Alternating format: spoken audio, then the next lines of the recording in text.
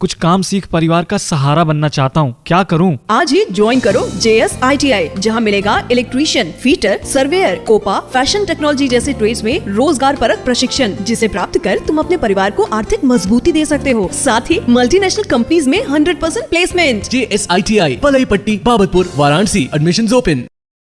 प्रिय छात्रों, JS private ITI के इस ऑनलाइन पोर्टल पर आपका हार्दिक स्वागत है। मैं विश्वजीत यादव, इलेक्ट्रीशियन इंस्ट्रक्टर। आज हम लोग देखेंगे कि टाइप्स ऑफ ट्रांसफार्मर में जो एक टॉपिक हम लोग प्रीवियस दिन में पढ़ रहे थे, प्रीवियस क्लासेस में हमने पढ़ा था टाइप्स ऑफ ट्रांसफार्मर के बारे में, जिसमें पहला था हम लोग पढ़े थे क्या कि on the basis of core construction. क्या पढ़े थे हम लोग? On the basis of core construction means core construction के आधार पे जो ट्रांसफार्मर होते हैं वह प्राय 3 प्रकार के होते हैं, जिसमें पहला हम लोग पढ़ रहे थे core type transformer. Core type transformer, जैसा कि प्रीवियस क्लासेस में मैंने आप लोग को इसके बारे में बताया था, कोर टाइप ट्रांसफार्मर के बारे में मैंने एक और भी बनाया था इस तरीके की, जो कोर टाइप ट्रांसफार्मर होते हैं वह प्राय CRGO सिलिकॉन स्टील की बनाए जाते हैं, और यह कोर आज हम लोग इसमें बताएंगे कि जो यह कोर बनाई जाती है, यह कोर लैमिनेटेड सिलिकॉन स्टील की भी बनाई जाती है। किसकी बनाई जाती है? जो होता है वह लैमिनेटेड सिलिकॉन स्टील होता है। लैमिनेटेड सिलिकॉन स्टील का क्या मतलब है? मतलब जो सिलिकॉन स्टील होता है CRGO, cold rolled grain oriented steel, उसकी पतली पतली पत्तियों को काट के बनाया जाता है। उन पतली पतली पत्तियों को हम लैमिनेटेड कर सिलिकॉन स्टील करते हैं, जिनकी मोटाई प्राय 0.35 mm से 0.5 mm तक होती है। कोर टाइप ट्रांसफार्मर में जो इस कोर की स्टैंपिंग बनाई जाती है, लैमिनेटेड स्टील की स्टैंपिंग बनाई जाती है, उसकी मोटाई प्राय 0.35 mm से 0.5 mm होती है, जो कि हमारे ऑब्जेक्टिव टाइप एग्जाम के क्वेश्चन में इस तरीके का क्वेश्चन पूछता है कि कोर टाइप ट्रांसफार्मर की जो लैमिनेशन की मोटाई होती है वह प्राय कितनी होती है। यह अपने आप में ही क्या है? एक ऑब्जेक्टिव टाइप क्वेश्चन है। दूसरी चीज, एक क्वेश्चन इस तरीके से और पूछता है कि इस कोर टाइप ट्रांसफार्मर की कोर किस प्रकार की स्टैंपिंग से मिलकर बनाई जाती है। जैसे इस स्टैंपिंग का आकार क्या होता है? यह स्टैंपिंग प्राय L शेप में भी बनाई जाती है। जो कोर टाइप ट्रांसफार्मर होते हैं उनकी स्टैंपिंग प्राय L शेप में बनाई। एक L है और दूसरा L इस तरीके से,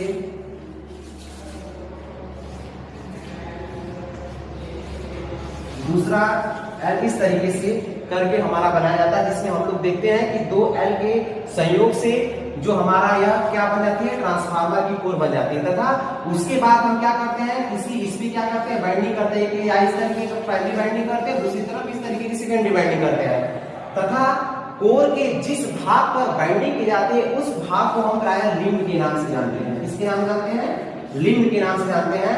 तो मैंने आप लोग को बताया था कि जो कोर टाइप ट्रांसफार्मर होता है उसमें जो मैग्नेटिक पाथ होता है वह कितना पाथ होता है? एक केवल पाथ बनता है, मैग्नेटिक पाथ। जैसा कि मैंने प्रीवियस क्लासेस में आप लोगों को बताया है कि कोर टाइप ट्रांसफार्मर में केवल एक मैग्नेटिक पाथ होता है, और जिस कोर के भाग पे बाइंडिंग की जाती है उस बाइंडिंग को प्राय लिम्ब के नाम से जानते हैं।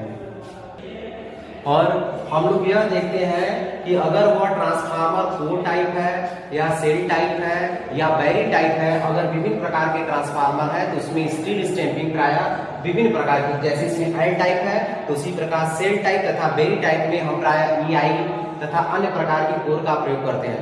दूसरी चीज हम लोग यह देखते हैं कि क्यों हम ट्रांसफार्मर में लैमिनेटेड सिलिकॉन स्टील का ही प्रयोग करते हैं।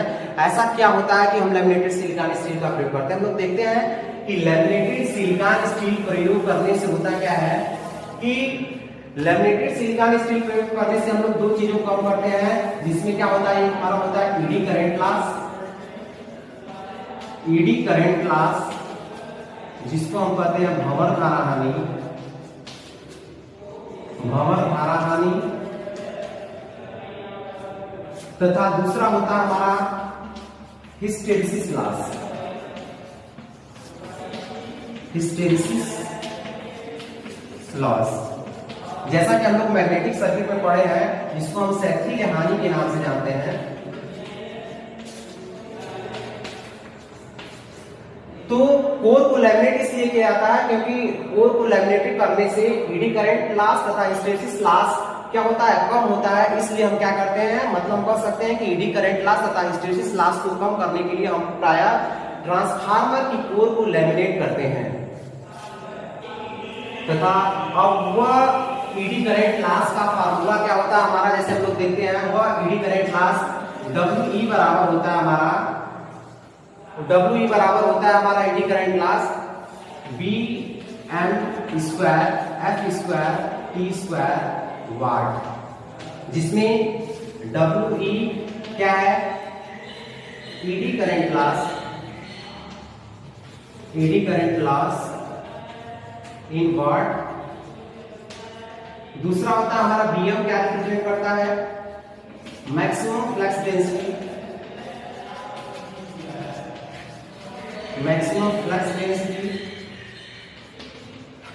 तथा F क्या रिप्रेजेंट करता है, F रिप्रेजेंट करता है फ्रीक्वेंसी इन हर्ट्ज में, तथा मैक्सिमम फ्लक्स डेंसिटी को हम किस में लिखते हैं, वेबर पर मीटर स्क्वायर में, तथा T क्या रिप्रेजेंट करता है हमारा, T दिखाता है थिकनेस ऑफ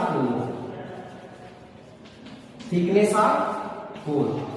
मतलब किसी कोर में जो हमारा ईडी करंट लॉस होता है वह ईडी करंट लॉस किन चीजों पर डिपेंड करता है, हमारा मैक्सिमम फ्लक्स डेंसिटी पे, फ्रीक्वेंसी पर तथा कोर की थिकनेस क्या है, उन तीनों चीजों पे डिपेंड करता है, जिसको हम क्या कहते हैं, ईडी करंट लॉस के नाम से जानते हैं।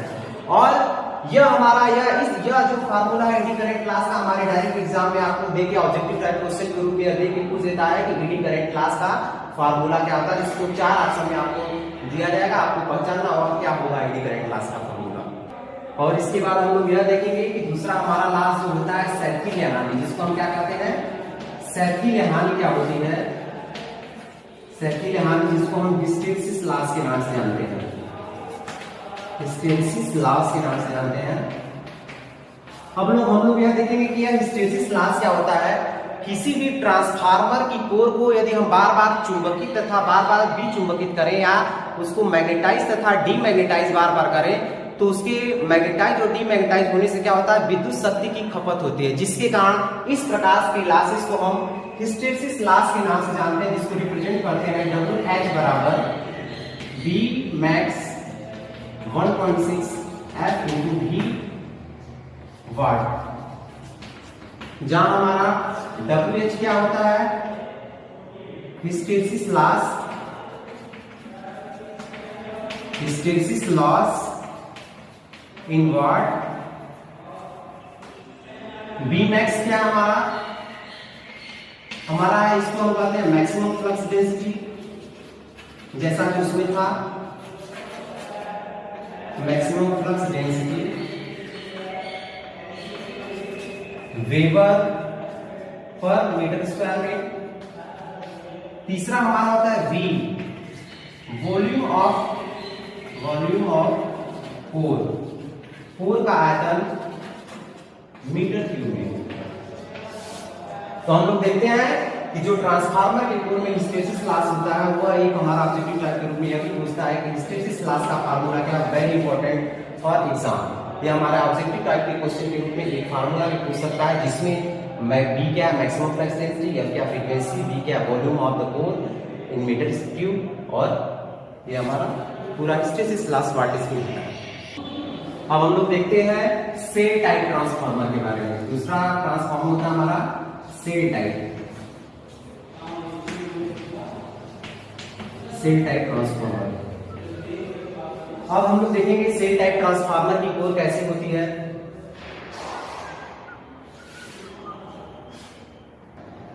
अब हम लोग देखते हैं सेल टाइप ट्रांसफार्मर के कंस्ट्रक्शन में कि सेल टाइप ट्रांसफार्मर की कोर प्राय किस प्रकार की बनाई जाती है। तो हम लोग देखते हैं सेल टाइप ट्रांसफार्मर की कोर इस टाइप की होती है कि जैसा कि हम लोग देखते हैं कि सेल टाइप ट्रांसफार्मर की कोर में जो फ्लक्स को रास्ता प्रोवाइड करने के लिए वह दो पाथ होते हैं। एक तो हमारा फ्लक्स को रास्ता प्रोवाइड करने के लिए एक पाथ यह हो गया, तथा दूसरा पाथ यह हमारा होता है फ्लक्स को रास्ता प्रोवाइड करने के लिए, जिसमें इसमें हमारा 5/2 फ्लक्स होते हैं और इसमें भी क्या 5/2 फ्लक्स होते हैं और इसमें क्या टोटल फ्लक्स 5 होते हैं।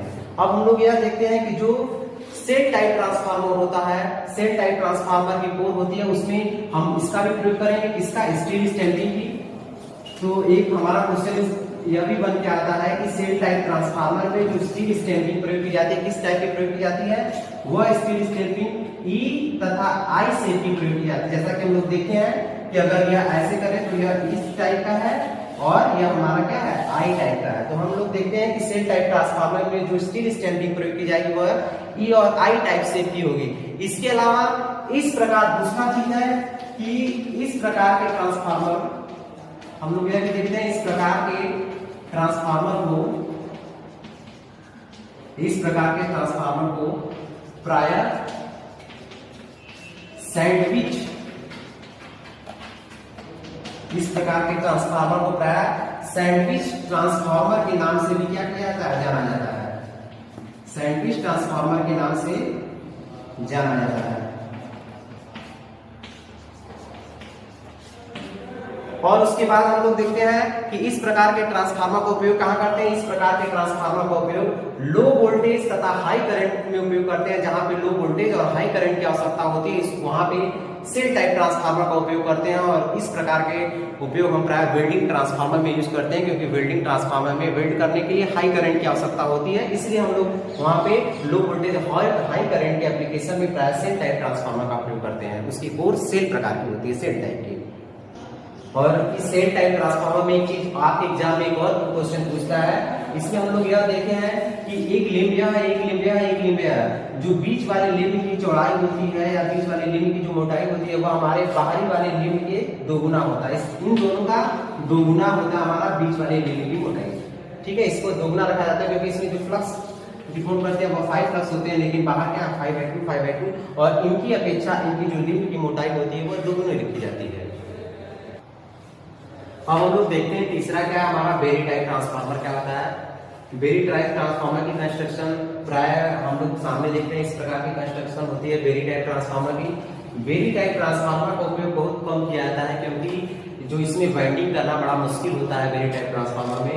हम लोग जो यह देख रहे हैं यह हमारा क्या होता है, पाथ ऑफ मैग्नेटिक फ्लक्स। यह मैग्नेटिक फ्लक्स का रास्ता है जो क्या है, कोर, जिसमें क्या है, यह है कोर हमारी, और इसी कोर में हमारे क्या होते हैं, मैग्नेटिक फ्लक्स सेटअप होते हैं। तो हम लोग यह देख रहे हैं कि जिस प्रकार कोर टाइप ट्रांसफार्मर में सिंगल मैग्नेटिक पाथ हुआ करते थे तथा सेल टाइप ट्रांसफार्मर में डबल मैग्नेटिक पाथ हुआ करते थे फ्लक्स के लिए, अब हम लोग बेरी टाइप ट्रांसफार्मर में देख रहे हैं number of magnetic path in berry type transformer. इसमें क्या है, मैग्नेटिक पाथ की संख्या जो क्या है बहुत सारी है, इसलिए तथा इसमें बाइंडिंग जो की जाती है वह बाइंडिंग करना बड़ा मुश्किल हो जाता है, इसलिए इस प्रकार के ट्रांसफार्मर का प्रयोग बहुत कम करते हैं। और उसके बाद हम लोग देखेंगे कि यह हमारी प्राइमरी वाइंडिंग है, यहाँ पे जो यह दिख रहा है पहली यह हमारी प्राइमरी वाइंडिंग है। उसके बाद यह वाला भाग हमारा इंसुलेशन है, हमारी प्राइमरी वाइंड के इंसुलेशन है। उसके बाद हमारा क्या है, यह वाली वाइंडिंग सेकेंडरी वाइंडिंग है। तथा जो बेरी टाइप ट्रांसफार्मर में जो प्राइमरी वाइंडिंग की जाती है वो प्राय सिलेंड्रिकल टाइप की होती है, और यह हमारा एक प्रकार क्या है, बेरी टाइप ट्रांसफार्मर है, इसका प्रयोग हम बहुत कम करते हैं। और हम लोग यह भी देखते हैं कि सेल टाइप ट्रांसफार्मर में जो वाइंडिंग होती है वह डिसकंटिन्यूड वे में होती है तथा यह वाइंडिंग डिस्ट्रीब्यूटेड नेचर की होती है हमारे बेरी टाइप ट्रांसफार्मर में। और हम लोग यह भी देखते हैं कि एक क्वेश्चन हमारा ऑब्जेक्टिव टाइप का इस बेरी टाइप ट्रांसफार्मर से बहुत पेटेंट क्वेश्चन है। यह पूछता है कि वह कौन सा ट्रांसफार्मर है जिसमें मैग्नेटिक पाथों की संख्या बहुत ज्यादा होती है, तो वह हमारा है बेरी टाइप ट्रांसफार्मर। उम्मीद है हमारा ये वीडियो आप लोग को पसंद आया होगा। हमारे इस वीडियो को देखने के लिए लाइक करें, सब्सक्राइब करें तथा हमारे इस चैनल को कमेंट करें इस चैनल पे, तथा लेटेस्ट अपडेट पाने के लिए हमारे बेल आइकन को क्लिक करें। धन्यवाद।